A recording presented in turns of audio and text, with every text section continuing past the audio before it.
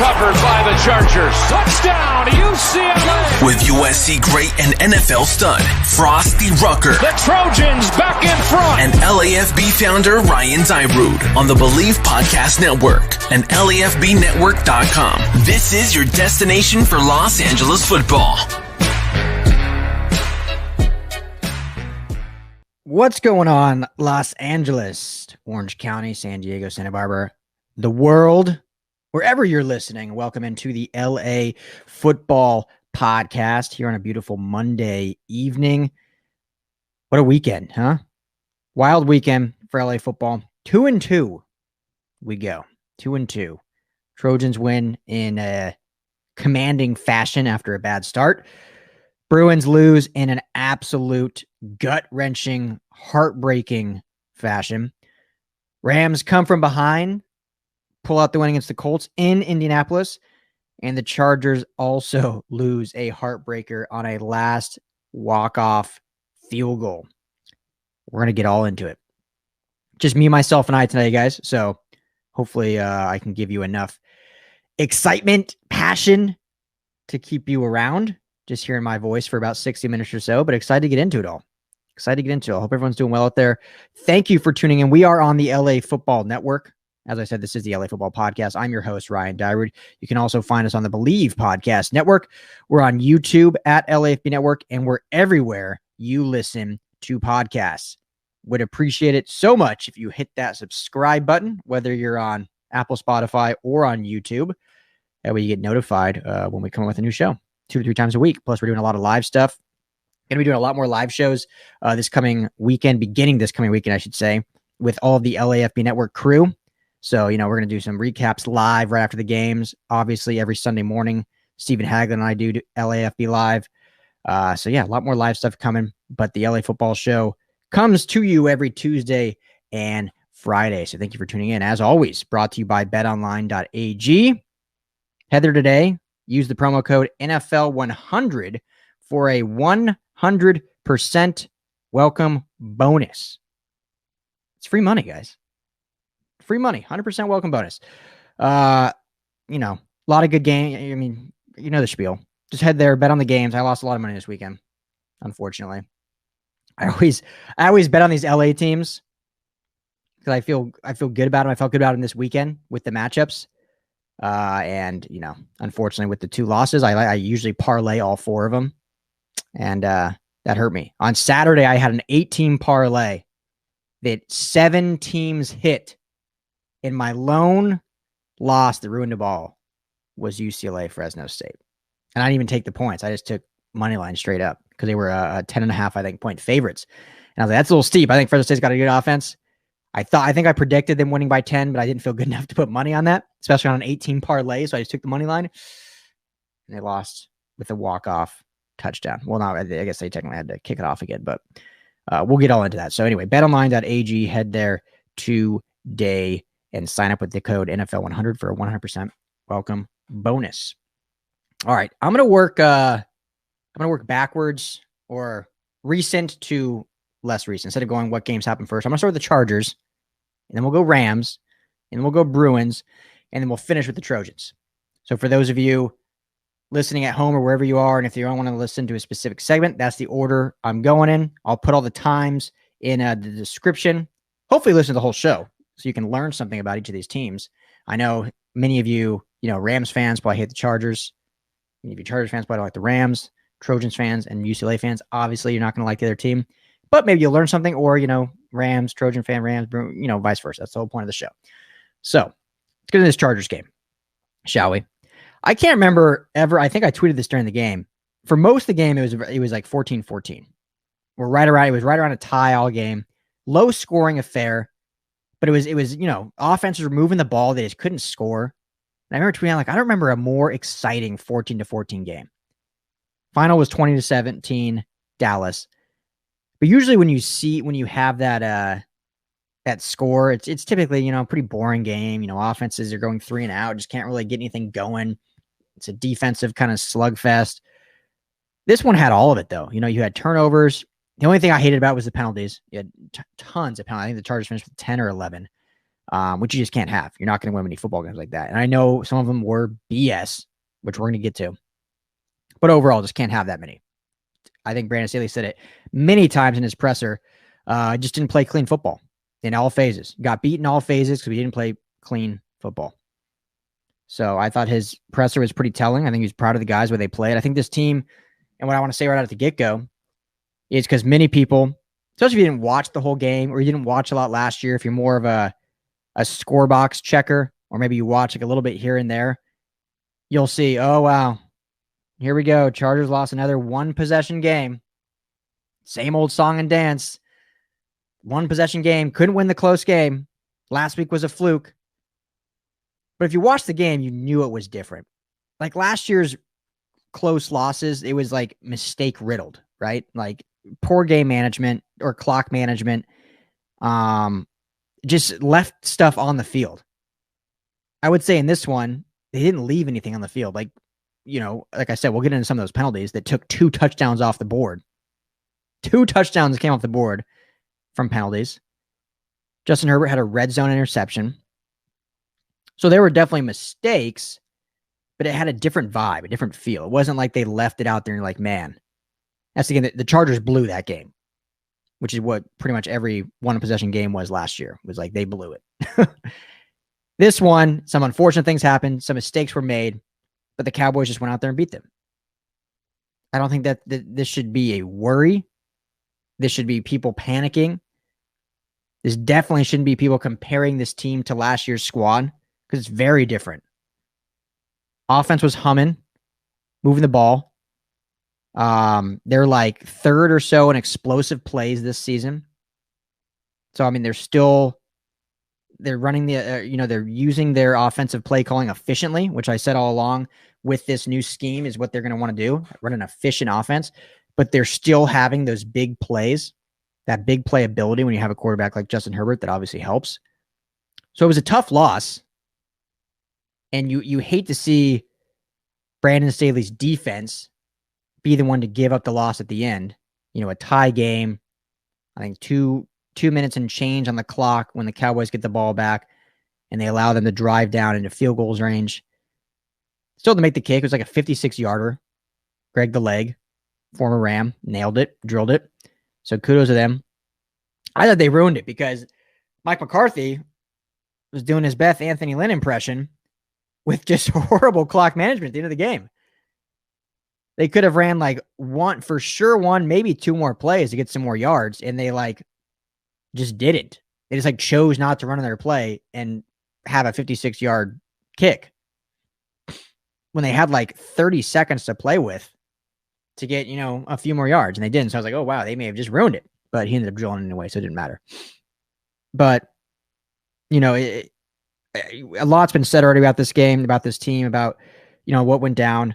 I want to talk a little bit about some good real quick, and then we'll end with, the penalties and kind of what caused this loss to kind of come to fruition.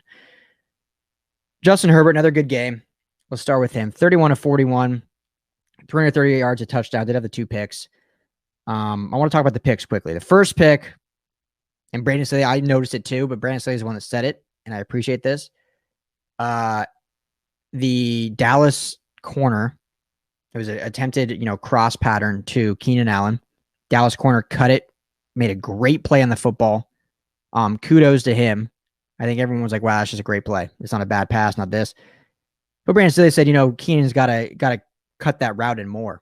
He kind of rounded it out. So he was almost not blaming by any means, but basically saying, hey, he ran it too deep, if you will. And he needed to shallow it up because then that corner can't undercut it. So those are the little things. And I always appreciate Staley for giving us those nuances of oh, wow, I would have just thought, wow, great play by him, which it was. But had Keenan, ran it a little shallower, he would have cut off the corner. That couldn't have happened because it was just a bang, bang play. I mean, Justin Herbert, laser in there, and he made a good play. So that was on the first possession when the offense was moving the ball quickly through the pick. And then I think the next play or 2 plays later, Asante Samuel Jr. got it right back with his first NFL interception. So no harm done really on that. So that one I'm not too worried about. It was just a good play. Keenan Allen could have ran it a little more shallow, but I don't think it was that huge of a egregious a miss by him, which is a good play by the defender. The second pick, and I saw a lot of kind of mixed stuff on this, which I get. In the red zone, so that's, I mean, that alone, I mean, that's minimum 3 points. Minimum 3 points. So where the Dallas on the last drive would have been just tying it as opposed to winning it. Opportunity to score a touchdown to take the lead. And, you know, it's all hearsay. We can't, who knows how the game goes after that. But obviously you look at it from just a score point and you're like, okay, they would have won the game with that touchdown. And I'm not being over, Justin Herbert had a phenomenal day. The kid's going to be he probably already is a top 5 quarterback. Like when you watch him play, you're just like, dude, this guy is, I mean, we saw it all last year, but everyone's hesitant in year 2. Is there going to be regression? Was it a fluke? New coaching staff changes, new scheme. The dude has it. He's so good. So fun to watch. Amazing arm. Extends plays. Cerebral. Extremely smart. Pinpoint accuracy. Gunslinger. But this is one that I'm going to say was his fault completely. Triple coverage. Keenan Allen falls down on the route or slips on the route. So it's an easy interception. Just goes right in the hands of the Dallas defender in the end zone for a touchback. And I saw a few people say, and I get it, but I saw a few people say, if we're going to praise Herbert when he makes these tight window throws, we can't be critical of him when, you know, they don't work, or B, when the receiver falls down. Like, it's not his fault. We can't praise him and then also be like, oh, you shouldn't have made that throw, because then we're just being hypocritical, essentially, is what they're getting at. Which I totally get. My difference with it is tight window throws, when you get down in the red zone, can become no window throws. So he's made a career so far in these 17 games of making these tight ass window throws, right? Like you see these, he has like millimeters where he puts these ball in. And it's amazing. You watch it like, man, how many QBs can make that throw? Not many. Probably count them on a couple fingers, not even enough on one hand. But when you get down to the red zone, those tight windows become even tighter. And in this instance, it wasn't a tight window. There was no window. Even if Keenan Allen hadn't have fallen down, he was surrounded by 3 guys. Maybe it gets through. I mean, we'll never know. I'm sure people can argue, like looking at the tape, like, oh no, you could see if he's right here, the ball would have got there in time. Maybe. Sure, if you want to argue that. There's tight window, there's no window. I'm saying there's no window. So to me, that's a mistake on Herbert. It's tough. It just was. Tried to force it. Not the right time to force it. When you're trying to push the ball down the field, I love it. Love the aggression. When there's points on the board, you're in the red zone. Let's not force in the triple coverage. Praise the guy all game. I will. But I'm going to say it like I see it. That's what I saw. It was a mistake. Not the end of the world. Not concerned. They stayed in the game. The defense got his back. They still had an opportunity to win. But yeah, that was a crucial turnover. It took points off the board. Austin Eckler, big bounce back game. I mean, not that he had a bad game. Let me say this, not even a bounce back game. He had a good game against Washington, just wasn't involved in the passing game, which is very interesting because we all thought like, okay, he's going to be, used like an Alvin Kamara, and he didn't get a single reception against Washington. Well, that changed pretty quickly when he had 9 receptions for 61 yards in this one. So he was used a lot, touched the ball 18 times, which is what I want. We want Eckler utilized a lot in this offense, whether it's in the run game or the passing game. Would have liked to see in general the Chargers run the football more. Between their backs, they had 14 carries total. Really want to see that. I mean, with any NFL team, I really like to see that number in the 20-plus range, especially in a tight game like this. It wasn't like they were like down the whole game. Like they were down at times, but down by 1 score. And with the injuries the Cowboys have sustained to their defensive front, with the fact that they were getting a lot of pressure from Micah Parsons on the edge, who is playing D-end in this one, changing his position a little bit, but going up against Storm Norton. And Storm Norton had no answer. It's hard to blame him. Run the football then. Take some pressure off. You're going in pass pro 41 times, and you're getting beat continually by this guy Like, you need to either add some help to him on that side, give him a chip, make sure the running backs lined up over there to help double team, do something, run the football, run some counters, run some stretch plays, run some zones, run some sweeps to the other side. So that was the one thing about the offensive play call I didn't love. I would like to see them running the ball. And I know they weren't super successful running the ball, but Austin Eckler had 6 yards a carry. He had 9 carries, averaged 6 yards a clip. Justin Jackson averaged 5 yards a clip, 5.2 on his 4 carries. So it wasn't like they were running the ball 12 times and had like 9 yards rushing and it just wasn't working. They had some efficiency there. So I would have liked to see them pursue that more. Not that I don't trust Justin Herbert by any means. Dude's a baller. But that's going to take some pressure off of your right tackle who's struggling, your quarterback who threw 2 picks, trying to force the ball a little bit. Just run the football a little more. So I think they'll get that right. That's my one kind of critique on that. Defensively, I know people were concerned right off the bat. Dallas drove right down the field and scored. You know, I've said many times on the show that if you watch any Brandon Staley defense over the past few years, now I'm not saying they're bad in the beginning, but, you know, they sometimes take some time because he's such a looking at the adjustments to make, and then they'll clamp down once, you know, a few drives into the game, second half, whatever it may be. And they did that. Dallas moved the ball down with ease in that first drive. And after that, put up what? 13 points after that? Is that, yeah, my math? Yeah. Put up 13 points after that first drive. So the defense played relatively very well. Great to see Derwin James back, healthy. You know, had seven tackles on the day, half a sack. Credit to him and Jerry Tillery. Tyler Fackrell, big sack in the red zone that ended up, I think, leading to a field goal as opposed to a touchdown. So good play by him. Joey Bosa, 3 tackles, no sacks. You know, you'd love to see him more involved, but they were game planning to keep him out of the game. You know, good offenses game plan to keep superstars from wrecking games. And, you know, most of the time, superstars, which Joey Bosa is, he is a superstar. Most of the time, a game plan still won't be enough to stop him. This one was. I'm not concerned about it. I don't think Joey had a bad game. Like, he forced their hand to scheme around him, to run the ball opposite him or whatnot, or I mean, if you watch their passing game, it was quick, right? And it was efficient. They did it well. But it wasn't like he had a bad game and there's like, oh man, he's lost a step, or why are we, you know, he got beat so bad. No, they schemed around him. They had a good game plan to counteract what he's good at. And they lost this game.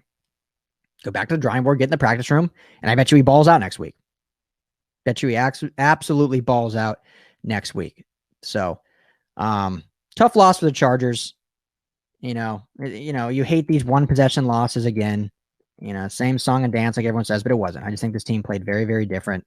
And you know, I was it's hard to say you're overly pleased in a loss. There's no wins and losses, as they say. There's no moral victories, as they say. But I think there is. I think we can see what this team is building. We can see the process. So they just need to clean up penalties. Oh, I didn't even get to that. You know, we're running out of time here for the Chargers segment. I didn't even get to that. But the illegal shift call. I've seen some people say, yeah, it was the right call, technically, although it's never called. And then the play after that, they call a sack. I mean, I think it would have been, I think, intentional grounding. Regardless, you didn't get it back to the line of scrimmage. So it essentially would have been the same thing. I don't think they would have lost quite as many yards, maybe, because they would have downed it closer to the line of scrimmage or whatever. It wouldn't have been the 20-yard loss that it was, I don't think. I mean, I don't get how they called that a sack. So that was bizarre. The illegal shift that took the touchdown off. It was just brutal, man. You know, I never blame refs for games because I think there's so many things that happen throughout 60 minutes. It's hard to blame a call or 2 calls. There's been a few throughout history that you can fully blame the refs for a loss. But usually there's still plays that come after it. Like every now and then there's a call on the last play of the game that's like, okay, that's the call that caused the game. But a lot of them, like, it's a terrible call that shifts the game, but there's still, you know, plays afterwards that have to be played out. So I never liked it, but this was a tough one for the Chargers. This was a poorly called game for the Chargers. I'll just say that much. Poorly called. But it is what it is. It is what it is. You had an opportunity after that to still get in the end zone. You end up taking a sack, albeit what it is, or it would have been intentional grounding regardless. So that pushes you back, and then you end up settling for a field goal. And then you had the opportunity to stop Dallas to at least force an overtime. So, it's unfortunate. It's a tough loss, but you move on. You pick yourself up. You got the Chiefs next week. Here we are. Whenever you listen to the show, Tuesday, Wednesday, Thursday, Friday, whatever it is, you go up against Kansas City now, in Kansas City, and they're coming off a tough loss to Baltimore by 1 point. They're going to be hungry for another win. And you don't want to fall down 1-2 in this division if you're the Chargers. You do not want to fall down. And I won't blame if they do. This is the defending AFC champions for the last 3 years, 2 years. AFC West champions for the last 7. But I want to see how they play against this team. I want to see how this defense does against this Pat Mahomes offense. It'll be fun to watch. So anyway, tough loss for the Cowboys. I'm not worried though. They'll rebound. They'll get back to it and pick themselves up. And it's going to be an exciting matchup against the Chiefs, which we will preview next episode later in the week. So look forward to that. All right, quickly before we get into our Rams recap, big win in Indianapolis. At Lucas Oil Stadium, big win. Got to talk about my friends at Balance 7. So I think if you listen to the show, I've said this story before, so I don't need to get into it. But Lamar Odom started using this product, and now he wants to make a run to get back into professional basketball. Not in the NBA, but, overseas. So good for him. Yeah, it's great. But I think it says something about Balance 7, which is a pH balancing alkaline supplement drink. So it's like vitamins or supplements, but it's in liquid form. So just 1 ounce a day, 3 times a day, and in a week, you're going to see the effects. So, all of us, we get older. We're in pain all the time, whether you're playing sports, whether you're just being a dad, chasing your kids around, whatever you do for work, you're sore. This is a natural way to, rehydrate your body. So you can see how Balance 7 has helped Lamar Odom. It's helped me. It's helped many other athletes and just, people out there that are active. And right now you can go to balance7.com. It's the number 7. So balance7.com. Use the promo code BELIEVE and you're going to get $10 off their 32-ounce bottle. So that bottle lasts 11 days, which is the perfect amount of time to feel the pH balancing drink go to work. So again, that's balance7.com. Use the promo code BELIEVE at checkout. $10 off their 32-ounce bottle. All right, so this Rams game. What a win, man. What a win. Rams starting 2-0. 2-0. Love to see it. It's funny because I love covering multiple teams because every fan base, and this is not a knock, this is just being a fan and just being a sports fan, because I do the same thing, I'm sure. Every fan base is the same way, no matter how good or bad your team is. Like your team can be great and they give up 2 touchdowns and all of a sudden you have the worst defense in the entire league. And they need to rebuild it, fire the coach, start over. After the beginning of this game, or at least I remember on the first drive, which ended up turning into a turnover, I believe, for the Colts. Drove down the field, get in the red zone, and on Twitter, fire Raheem Morris. We miss Brandon Staley. Worst defense.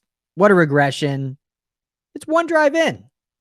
I implore you fans to watch the whole game before you start. I know it's Twitter. Everyone's just, tweeting their thoughts without thinking about it. I get it. But this defense has actually performed, in a sense, better than Brandon Staley's defense last year, 2 games in. Also started 2-0. So, more sacks, I believe, more turnovers, less points scored. So overall in those statistics, this defense actually looked better, performed better, which is crazy, which is good. So this was a good game. It was a good test because I know what we saw Indy do against Seattle was not the true Indianapolis team. This is a playoff team. I would say will be the outright favorites from the division, but Tennessee actually came back and won this week against Seattle. So it was great. Good to see Seattle lose. Yeah, so they moved to 1-1. finally. So we got 3 2-0 teams in the NFC West. Seahawks at the bottom at 1-1. But yeah, if Tennessee had lost that game, then I'm like, okay, this Indy team is like the downright favorite. It's only 2 games in, but the favorites from the division. But now, they're both, they're not even tied. Indy's actually 0-2.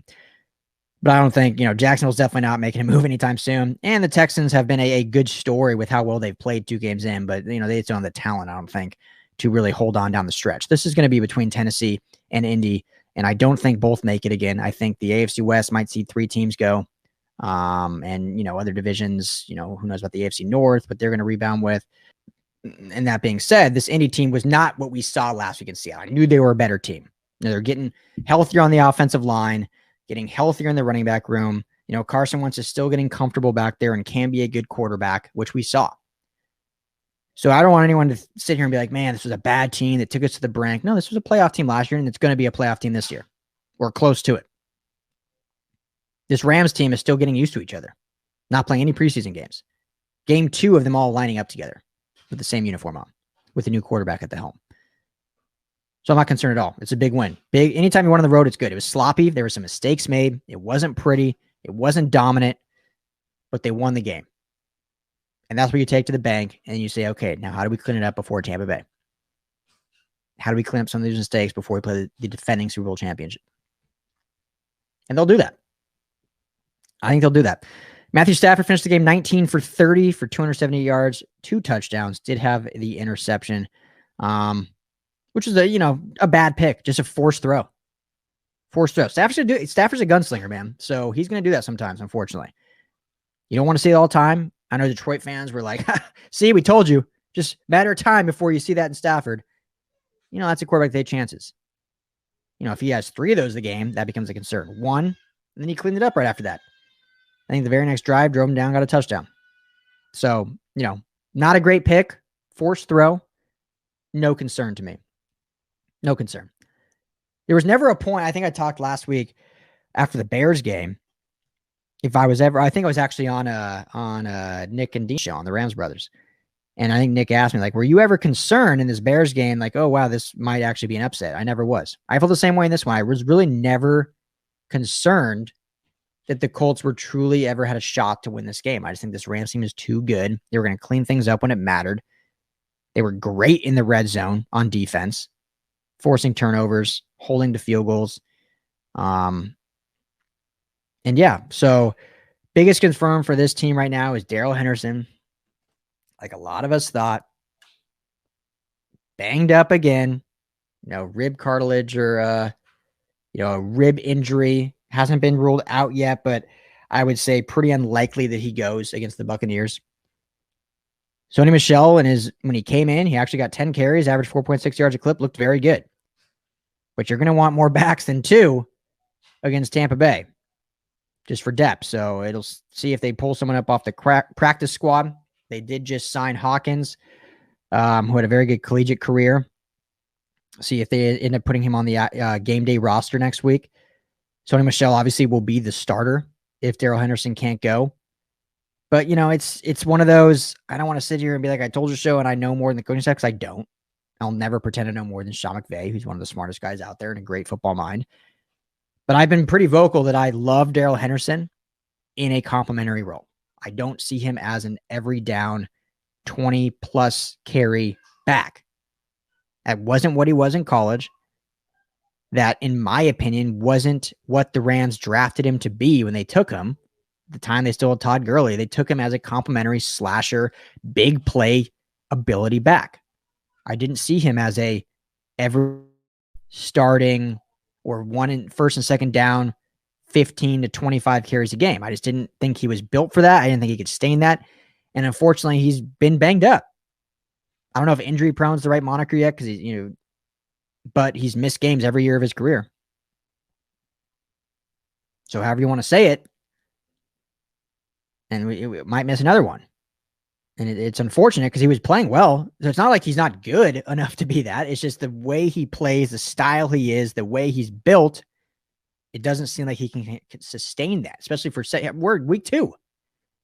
Week 2. And he's already banged up, missing time.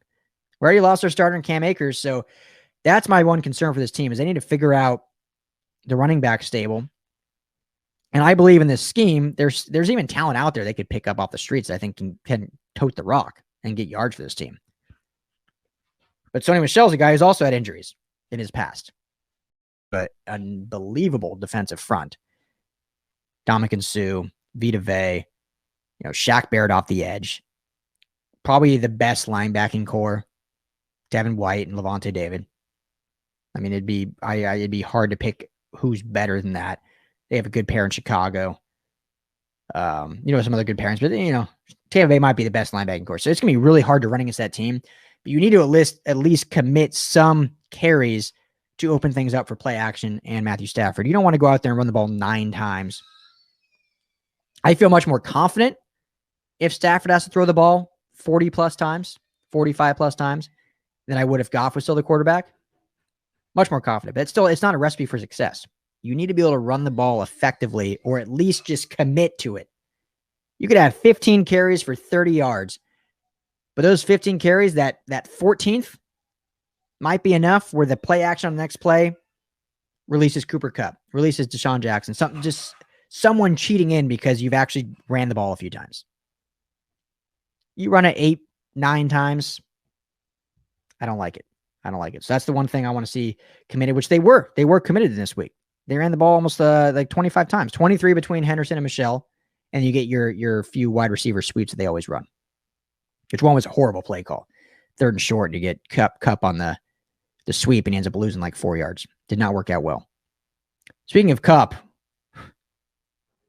can we start talking about this guy as a top 10 receiver? Can we? I don't know what it is, why he's not. When you look at the top receivers in the game, physically he's maybe not up there with the Mike Evans, the Julio Jones, the DK Metcalfs. But all this guy does is produce. I mean, he's done it his whole career, and now all of a sudden since Stafford comes to town, the guy's unstoppable. 9 receptions, 163 yards, and 2 touchdowns. Had a monster game in week 1 also. Sure-handed, can block, can run out of the backfield if you need to. Gets open in space. Extremely smart, can run after the catch. When is this guy going to start getting talked about as a top 10 receiver? The fact that him and Robert Woods have never been to a Pro Bowl is egregious. It's ridiculous. Absolutely ridiculous. Robert Woods had 2 drops, very uncharacteristic. It happens. I'm not worried about it. Solid game for him, too. 5 receptions, 64 yards. He's just Mr. Reliable. I know I just mentioned the 2 drops and say Mr. Reliable, but overall he is. Van only 1 catch. Higbee only 1 catch. No Deshaun Jackson yet again. No Tutu. So it's interesting to see the distribution of these receivers. We thought with how deep they are that the ball would be spread around a lot.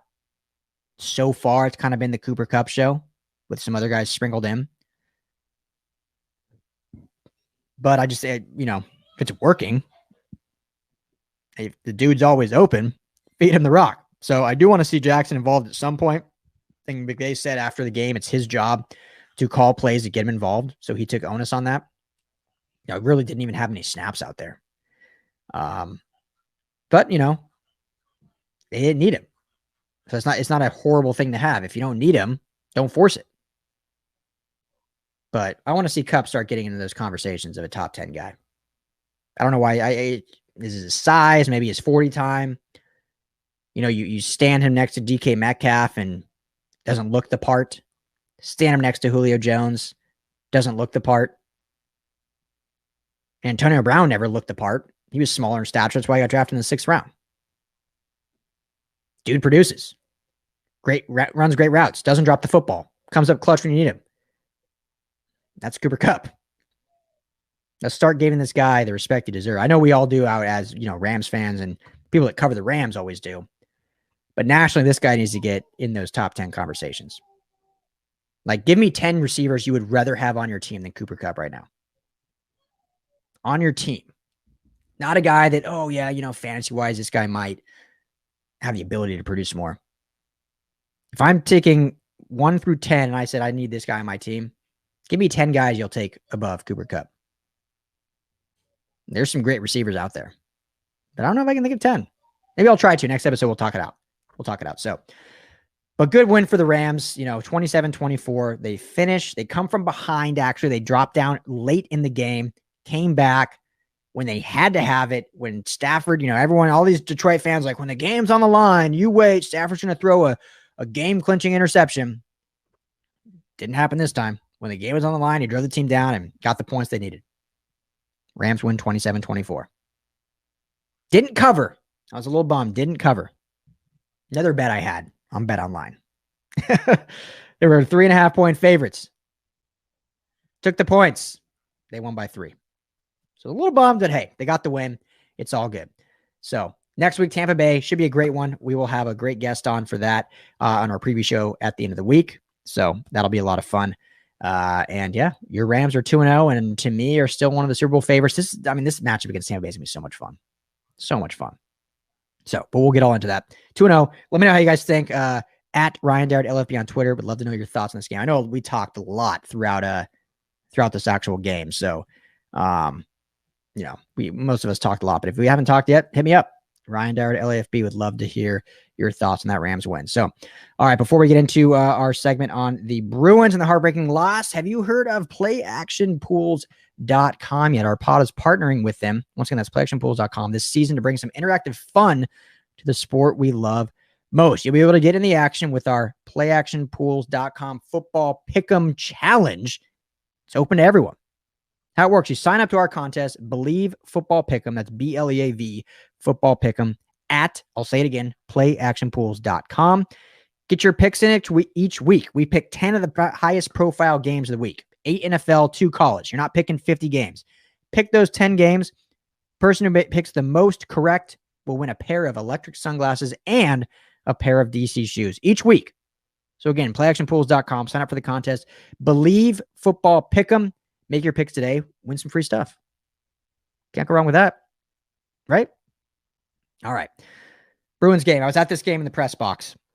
Just want to shout that out. We're making moves here at the LA Football Network. We're making moves. Back and forth game. Tough loss, man. Tough loss. I'm not going to recap play by play. This happened on Saturday night at 3 a.m. on the East Coast, wherever you guys are. But if you're here in LA, it ended at 12:30. UCLA, I'll just say this. It was a back and forth game, sloppy in the beginning a little bit. The defense, started off very slow, could not slow down Fresno State whatsoever. Made adjustments in the second half, played very well in the third quarter. Defense played very well in the third quarter. Offense then struggled. It was they were never in sync together. It was when the defense was struggling, the offense was at least keeping it close. Then as soon as the defense came together, then the offense couldn't move the ball. So it's when they could have all played together at once and they could have, built a lead or something. Just couldn't make it happen. But overall, they played a little sloppy, had some mistakes. I don't think they overlooked Fresno. I know people will be like, wow, they just overlooked them coming off that big loss to LSU. No, they had a bye that week. There was no excuses. I don't think they overlooked them. I think Fresno State is a good ball club. I think they're a good team. But anyway, so the third quarter, the defense kind of clamped down, and the fourth quarter comes back and forth, man. It was exciting football. The offenses were just plugging along. UCLA goes down, they're down 3. Yeah, they're down 3. Get the ball back with 2 minutes and 55 seconds. And we're like, okay, this is DTR's moment. I remember sitting in the press box thinking that. This is DTR's moment. His 4th year. You're ranked 13th in the nation for the first time in your career. Ranked at all. First time in your career. After coming off a big win against LSU. You're down 3 against a good Fresno State team, but a team you should beat. And you need to beat to stay in that upper echelon category. You have the ball. You have 2 minutes, 55 seconds. You have some timeouts. Let's see what you do with it. This is your time to show that you've matured in your 4th year as a starter. And they do. They move the football down the field. He makes some plays with his legs, makes some plays through the air, end up scoring a touchdown. To take a 4-point lead after the extra point. 4-point lead. I believe there was 50 seconds or so left on the clock. So, you think, man, they could have probably milked more time off the clock. But it's still, they have to score a touchdown. Like, it's not like a field goal ties or wins. Like, they're up 4. So, you know, you can play some prevent if you want. Just don't give up the big play. Don't give up the touchdown. This game's over. UCLA wins 37-33. And, you know, right off into, you know, they'll move up the rankings a little bit maybe. And they can escape this one and go 3-0 once they get in the Pac-12 play. Well, unfortunately, Jake Haener, Fresno State quarterback, who had a phenomenal game all game, was playing basically on one leg after getting, you know, just destroyed in the backfield, you know, a possession prior after scoring a touchdown, albeit, you know, his hip was banged up, playing on one leg. And, you know, he decided this was a time to enter the annals of Fresno State football history and play one for the ages. So like I said, like 50 seconds or so remaining. Somehow drives Fresno State down the field quickly. Gets the ball down there, you know, with 14 seconds or so left. They're on like the 18 or so yard line. Throws a great corner route about 2 yards shy of the goal line. Guy backpedals past the pylon. Touchdown. Heartbreak. Deflated. Wind out of the sails. Everything you can say about just high emotion crashing down happened at the Rose Bowl once he passed that pylon. Like I said, there was like 14 seconds or left, so Fresno State's able to kick it off. You know, UCLA got one more. I think they had 2 plays, one over the middle, and they threw like a Hail Mary, which is knocked down, ball game. Fresno State wins 40-37. Gut-wrenching loss. You hate to see it too when you're up a touchdown or up 4 points with less than a minute left. Just got to make it stop. But they didn't. So after this game, there was a lot of, well, here we go. Beating LSU was a fluke. Chip Kelly's still soft. DTR still ain't it. Blah, blah, blah, blah, blah, blah, blah, blah. I went a different route. I wrote a piece right after the game. You can read up on LAFBnetwork.com if you'd like to, about, you know, what's next. So they lost. It is. We can sit here and, you know, bah humbug and be mad at Chip Kelly and this for, you know, letting the fans down again. Or we can look at what's next. This team lost to a good Fresno State team. I want everyone to just sit down, relax, breathe, and think about it. Chip Kelly's 0-4 against Fresno State now. Or not, I think Chip's 0-2. The last time that UCLA has played Fresno State, they're 0-4. Not a good stat. They're a Mountain West team. Those past years were probably worse because this was just a bad UCLA team. This is a great program Fresno State's building. You know, they're one of the top Mountain West teams in that conference, which, you know, puts some good product on the field. San Diego State's been good for a long, long time now. San Jose State was very good last year. Probably good again this year with great offense. Colorado State's had their moments. Boise State, you know, we all know about Boise State and what they've done. There's some good football in the Mountain West. Now, Pac-12 should always be better. I don't disagree. UCLA should always be better. It's UCLA. It's Los Angeles. It's the Pac-12. Conference of Champions. But I don't want you just to look at history and look at conference ties and say, okay, well, this is just a bad UCLA team. They can't even beat Fresno State. Bad UCLA team. I disagree. It's a Fresno State team that scored 108 points in their 2 wins prior to this. Granted, they played lesser opponents, but they scored 108 freaking points. They lost to Oregon, who is the 3rd-ranked team after beating Ohio State 2 weeks ago. Lost them by a touchdown. Took them to the brink. After that game, everyone was saying, man, Oregon's maybe not that good. They almost lost to Fresno State. And then the very next week, Oregon goes in to the shoe at Ohio State and takes them down, dominates the whole game. And then it's like, well, maybe this Fresno State team's actually pretty good. And they proved that on Saturday night. So it's a tough loss, heart-wrenching loss, but it's not the end of the world. UCLA's 2-1 going into Pac-12 play. So they're 0-0 in the Pac-12. So they can still win the Pac-12 division. They can still go to the Rose Bowl. I mean, they can still make it to the college football playoff. If they went out and their one loss against Fresno State, who, let me tell you, I wrote this in my piece, would not be surprised if Fresno State climbed in the top 25, if not this week, if they win again the next week, Well, they already did. They're ranked 22 now. UCLA drops to 24, so a huge slide there, but still ranked in the top 25. Their one loss is to now a top 25 team. So everyone just, breathe. The sky is not falling. Sucks to lose after that high of beating LSU. But now playing Stanford, get off on the right foot, go 1-0 in the Pac-12, and let's get things back on track. And this UCLA team can still do something very special this season. DTR overall played a good game. I believe he had another egregious fumble. No picks, though, but he had a classic DTR fumble, backpedaling, goes to throw, and just slips out of his hand. But fairly efficient, 14 of 24 for 278 through 3 touchdowns. I didn't love that the running game really never got going. But as Chip Kelly said in his presser, Fresno State played to stop the run. They were stacking the box. He's like, they knew what we were good at, and they set out to stop what we were good at. So we had to attack them in different ways. And I'm very happy to say that Kyle Phillips, the receiver we all knew he could be, showed out. 7 receptions, 113 yards, 2 touchdowns. Balled out. So love seeing that from Kyle Phillips because we know that's what he can be. So I'm going to leave it at that with this game. Tough loss, but it's the sky's not falling. It's a good Fresno State team, now ranked 22 in the country. UCLA gets a good test against Stanford in their first game of the Pac-12, and we'll see how they rebound.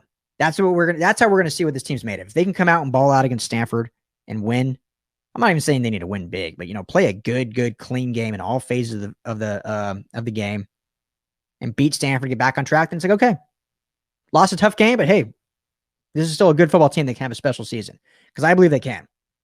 I believe they can have a special season. I still think the winner of the Pac-12 South is going to come down to that USC-UCLA game. I think that even more after seeing how bad Utah's been, after Arizona State already has a loss to a BYU team. I mean, that was their only real competition.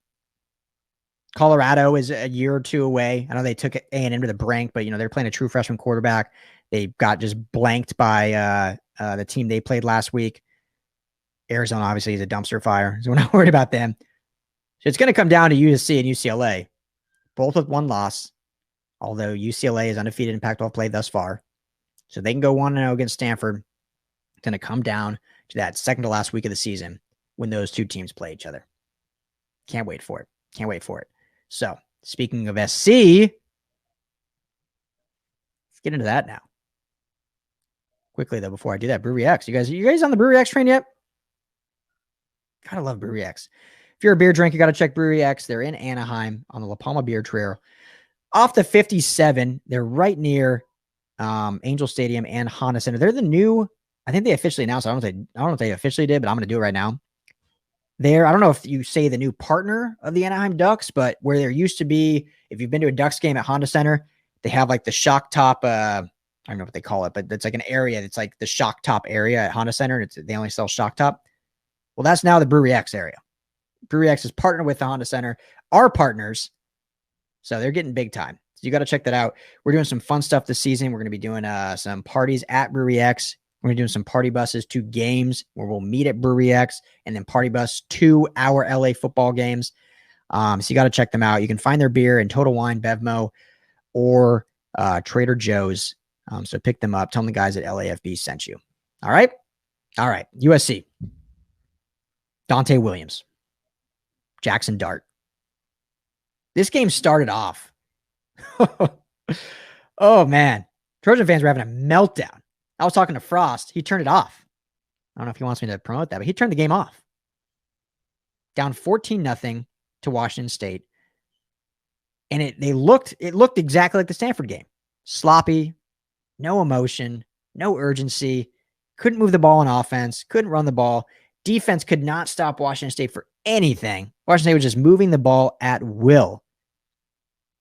Keaton Slovic gets hurt on, I can't remember if it was the first, I think it was the first possession. First offensive possession, gets hurt, and you're like, okay, here we go. I believe in Donte. I think he can turn this thing around. This is me thinking out loud. I'm like, 4 days is maybe too soon to think that.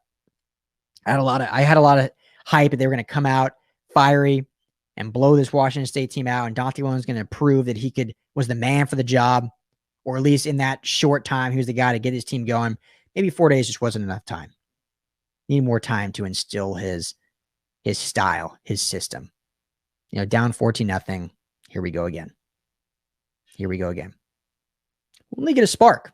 Jaxson Dart comes in, true freshman who we were all excited about. We've talked about a lot on the show. Frostee's talked about him a bunch. I think he was the quarterback or the player of the year in the nation. Threw for like almost 70 touchdowns last year in high school in Utah. And the kid's a baller. Big, big body, big arm. Like your prototypical Trojan quarterback.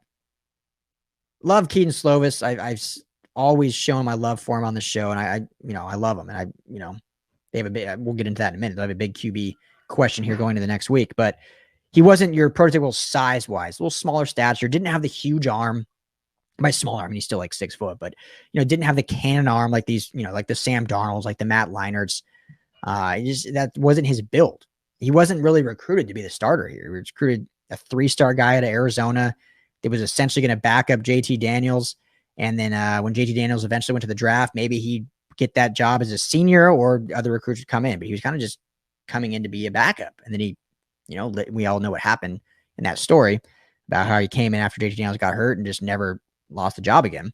Even though he missed one game, Matt Fink came in, had a great game against Utah. But overall, Keaton Slovis was phenomenal his freshman year. Take nothing away from that. But then Jaxson Dart comes in this week. Took him a few drives to get going. Threw a pick on his, I believe, second drive. Just a forced throw, freshman. What was funny to me is here you have a true freshman coming in, never played it down in college, and you come out throwing. Like, no, let's not ease him into it, hand the ball off, try to establish the run a little bit. Come out slinging it, which is what this offense is anyway. They can't run the ball. That's a whole nother story. Still didn't run the ball well in this game, even with the big win. I think they finished with like barely over 20 yards total. Their leading rusher was Jaxson Dart. Malapaya went 9 for 9, and Keontae Ingram went 7 for 16. So they, could not run the ball still. But anyway, forced him into the fire, throwing the football, throws a pick, settles down after that. Before the half, has a great play where he throws a deep touchdown to true freshman Gary Bryant Jr., gets them back, within striking distance. Then it's 14-7 going into the half. And you're like, okay, maybe it's not over. It's not good. Like, we should not be down 14-7 to this Washington State team. But, at least there's some excitement. We got a touchdown there at the end. Jaxson Dart made a nice play. Okay, let's see what Donte Williams does at halftime. And maybe, this can be a respectable loss, or at least maybe a nail-bite win that we can say, okay, we got a win at least under his belt. Well, they come out in the second half. There was a stat about, 7 of 8 games in a row, they didn't have a touchdown in the third quarter, I want to say. They scored 28 in this third quarter. 28. And they scored 10 in the fourth quarter. Put up a 45 spot. Gave up no points on defense in the second half. Ended up winning 45-14. Jaxson Dart breaks pretty much, many records. Most yards thrown by a true freshman in his debut. 391 yards. Finished with 4 touchdowns. Did have 2 picks. But again, that first one and then the second one was more of a fluke. Drake London, who's going to be a first-round draft pick, I think, at receiver.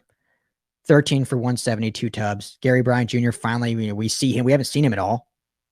Freshman to freshman connection. 3 for 56 and a touchdown. Get Manjack with a big reception. Get Kyle Ford with a touchdown. Finally, we've been waiting to see Kyle Ford, who is this huge recruit. Haven't seen him involved. Gets him for a 36-yard touchdown.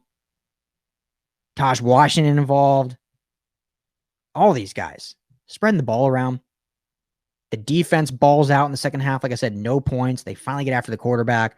We see Drake Jackson force a turnover, get a sack. First a turnover, a sack fumble in the end zone, which ended up being a touchdown. So, it's Washington State. But you now have a freshman quarterback. It has all the tools you want in an SC quarterback. You have an interim head coach that when things looked really bleak and really bad, down 14-0 in rainy Pullman, Washington, found a poetic justice, if you will. And before the half, got some momentum going. You could see him on the sidelines, getting his guys going, saying, this game's far from over. Let's play Trojan football. And then they come out of the half, guns blazing, and win one for their coach. first win as a head coach, and it was a great win. It almost made it better that they played so bad the first quarter and a half and then flipped the script, because it's like they were shaking off all of that Clay Helton vibes. They were still kind of in that Clay Helton era, and it took a quarter and a half of actually playing football, not just practicing or talking in press conferences. It took a quarter and a half of actually playing to get all that Clay Helton vibe out of there and let Donte Williams rub his vibe on this team and what they're going to be for the rest of the season. So I know it's Washington State. It should have been a blowout from the beginning because USC just has so much more talent, but it became one. It became 45-14, 28 points in the third quarter, gave up no points to Washington State in the second half, shut them down. And there are people that are like, well, yeah, Washington State's starting quarterback went out. So did USC's on the first possession. Had to put in a true freshman. And the dude scored 45 points, threw for 4 touchdowns and almost 400 yards. So I get it. Washington State's playing shorthanded, so if you want to use that as a detractor, so is USC. And obviously they have better recruits. Jaxson Dart being a 4-star, probably could have been a 5-star. Still a true freshman. Still got to go out there and play. And they did. So I'm pumped about this team. Come home to the Coliseum to face Oregon State. I will be at that game this weekend. I hope it's a packed house, man. Any Trojans fans out there, listen, let's pack this house. Let's show our support for this Trojan team, show our support for Donte Williams, who, like I've said from the beginning, or not from the beginning, but once Clay Helton was fired, I think he has a true shot to win this head coaching job. Mike Bohn's not going to he's going to turn every leaf. He's going to go after every candidate. He's going to find the best. I have full faith in Mike Bohn as athletic director to hire the right head coach for this SC job going forward. But Donte Williams is in that pool. Nationally, no one's talking about him.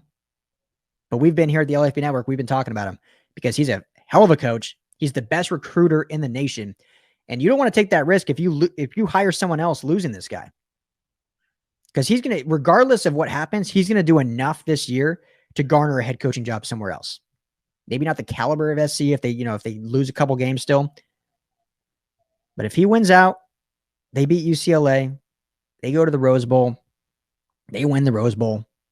I think you can mark that contract with ink with Donte Williams' names as the new head coach. But we're going to have ourselves. This is 1 week. Great win. Huge team win for this program. Let's pack that house on Saturday against Oregon State. All right, that's going to do it for me. That's going to do it for the LA Football Show. Recap all those games. Let me know what you guys think. Thank you so much for tuning in. Follow us everywhere you are on social media. At LAFB Network is the main account. You can find myself at Ryan Dyrud, LAFB. Make sure to tune in on Fridays. We're live on YouTube at 5. We're live on AM, the Mightier 1090 at 5 as well, just for your commute home. We broadcast to LA, Orange County, San Diego, and Santa Barbara. So if you're driving anywhere on the Southland, you can hear me at 5 o'clock on the Mightier 1090. And always, wherever you get your podcasts, we are Apple, Spotify, TuneIn, Stitcher.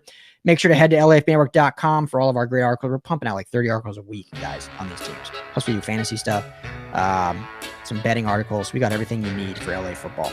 Hope you guys have a phenomenal week. Appreciate you as always. Peace.